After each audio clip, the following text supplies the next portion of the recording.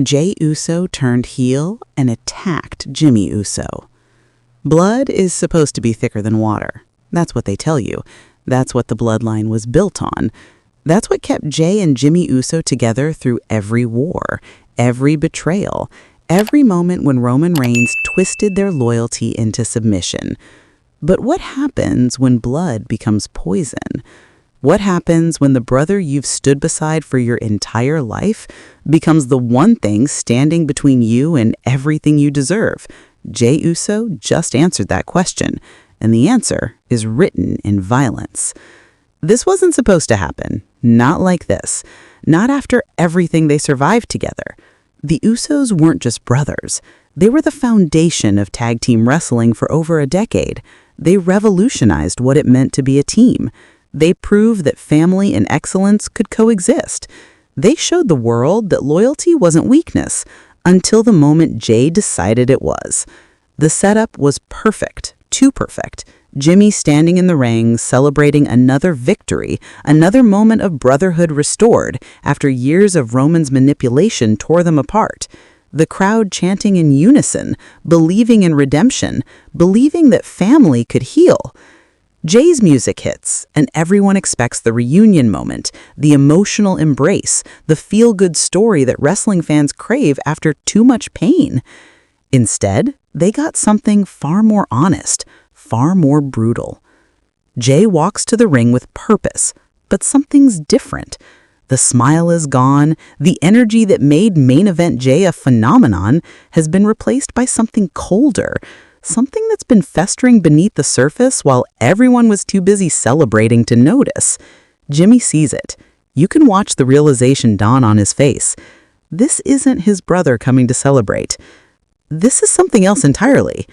The first superkick catches Jimmy completely off guard, not because he didn't see it coming in that final second, but because his mind refused to accept what his eyes were showing him.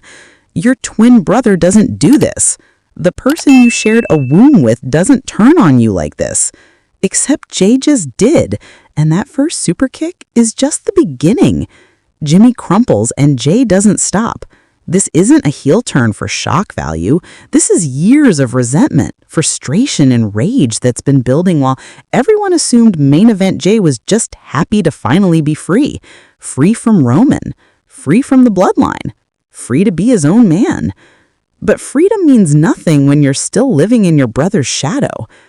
Because that's the truth nobody wanted to say out loud. Jimmy was always the loyal one. Jimmy was always Roman's right hand, even when Jey started questioning. Jimmy never had the crisis of conscience that turned Jey into a sympathetic figure. And when the bloodline finally collapsed, when Roman's empire crumbled, who got the credit for breaking free? Jey. Who became the single star? Jey. Who got the main event push and the championship opportunities? Jey. And Jimmy? Jimmy just kept being Jimmy. Reliable. Steady. The other Uso. The twin who didn't get the moment. The brother who stood by while Jey got everything they both deserved. Every superkick that connects is Jey telling that story. Every time he picks Jimmy up just to knock him down again, he's asking why it took breaking away from Roman to get respect when Jimmy was loyal the entire time and got nothing. Every vicious strike is Jey demanding to know why the wrestling world fell in love with main event Jey, but never gave a damn about Jimmy as an individual. The crowd is in shock. This isn't the fun heel turn where everyone boos but secretly enjoys the spectacle. This is family destroying family. This is watching a relationship that defined both men's entire careers get incinerated in real time. The yeet chants have stopped. Nobody knows what to do with this. How do you process watching someone murder their own legacy? Jey grabs a microphone, and that's when it gets truly ugly, because the physical assault was just the opening statement. The words that follow are designed to cut deeper than any superkick ever could.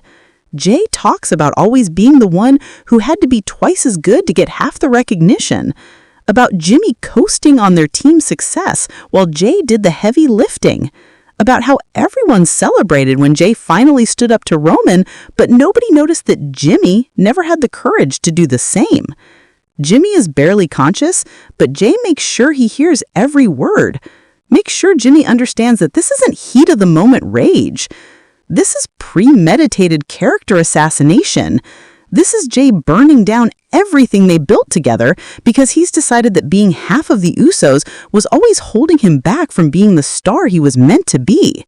The Uso splash from the top rope is the final punctuation mark, the move they perfected together, the signature that defined their team weaponized into the ultimate betrayal. Jimmy isn't moving. Medical staff rush to check on him while Jey stands over his broken body with zero remorse visible on his face. No conflicted emotions, no hesitation, just cold calculation in the satisfaction of finally saying what he's apparently been thinking for years. This is where the storytelling gets dangerous because it's too real. Wrestling thrives on exaggeration, but sibling rivalry, resentment between brothers, jealousy over success, these are wounds that exist in real families everywhere. Jey didn't just turn heel. He articulated every ugly thought that brothers sometimes have about each other but never say out loud. He made the subtext into text and forced everyone to confront how toxic family dynamics can become when success isn't distributed equally. The implications are staggering. The Usos as a team are finished. Years of classic matches, championship reigns, and moments that defined WWE's tag division just got erased by Jey's decision that being part of the greatest tag team of the modern era wasn't enough. Jimmy's singles career, which never really launched, now has to begin with this trauma. And Jey has to live with being the brother who chose individual glory over everything that made him special in the first place. But here's what makes this truly provocative. Is Jey wrong? Setting aside the violence and betrayal, is he actually wrong about being undervalued? Did main event Jey get the recognition he deserved only after breaking away from Jimmy? Was being one half of the Usos always going to be a ceiling that prevented either brother from reaching their full potential? Is Jey a villain for recognizing that truth, or is he just honest about what everyone else was too polite to say? The wrestling world wants clear heroes and villains. It wants family to mean something. It wants brothers to stick together through everything. But Jey just forced everyone to consider that maybe loyalty to family becomes self-destruction when that family is preventing you from becoming who you're capable of being. Maybe the real betrayal happened years ago when everyone decided the Usos were only valuable as a unit and never gave either brother the space to discover who they were individually. So, here's the question that will haunt every conversation about this moment. If you had to choose between honoring your family and achieving your individual potential, and you knew you couldn't have both, what would you choose? Jey Uso just made his choice. He chose himself. He chose his career.